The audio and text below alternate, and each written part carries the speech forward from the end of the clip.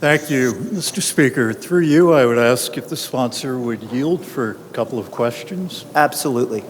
Thank you, Assemblyman.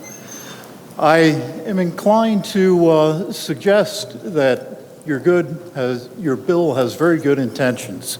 I would very much like to be able to support it, but there are some areas within the bill that cause me some concern. Through the Speaker, Assemblyman, what is the response of the Department of Community Affairs to their new obligation to be able to support the efforts of people that may be aggrieved by this particular bill?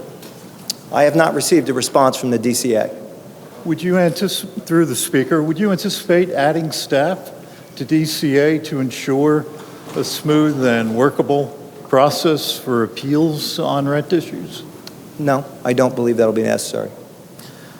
And through the Speaker, Assemblyman, have you any anecdotal evidence as to what has occurred in other states that have attempted to enact statewide rent control legislation?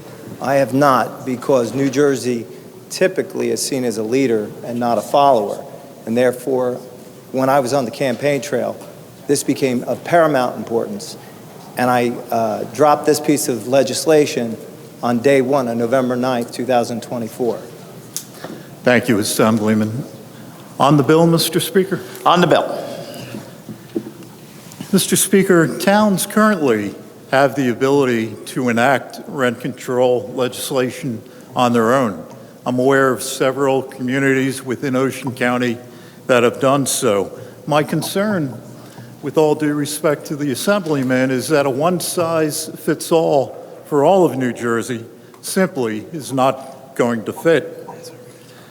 We have seen in instances where rent control in municipalities have caused mobile home communities to deteriorate if, in fact, the landlords are not receiving adequate revenue to be able to perform adequate maintenance, to keep the facilities up to standards, and to enact improvements where required that wouldn't necessarily fall under the capital improvement provision within the legislation.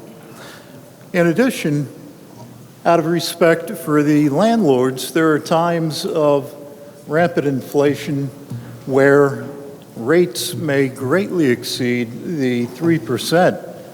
Back in the 70s and 80s, hopefully we won't return to an economy like this, but we were dealing with interest rates of anywhere between 10 and 18% for a number of years. I truly don't know if a 3% annual increase would enable manufactured home owners to be able to adequately maintain their communities, and there doesn't seem to be any provision within the legislation to address that issue. In addition, perhaps a minor point, but there is a direct provision within the proposed legislation, and I thank you for this, Assemblyman, that would allow for local ordinances to control in those instances, in fact, where annual increases may perhaps be less. Otherwise, I believe the issue of preemption would cause decontrol contained in municipal ordinances to be rendered null and void. And essentially what that will do is when somebody moves out, there will be no way around an owner jacking up the rent on whoever the next tenant might be to the extent where that home is truly no longer affordable. So that's another concern within the bill that I believe, unfortunately, has not been addressed and is going to prove to have consequences down the road. Finally, I would respectfully suggest that although we have many fine people working at the Department of Community Affairs, in no way are they adequately prepared to be able to implement the terms of this legislation. I think people are going to be waiting for months, if not years, to have their appeals heard, and I can see this turning into really quite a fiasco in the years to come.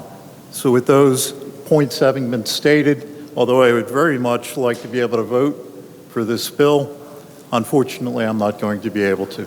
Thank you.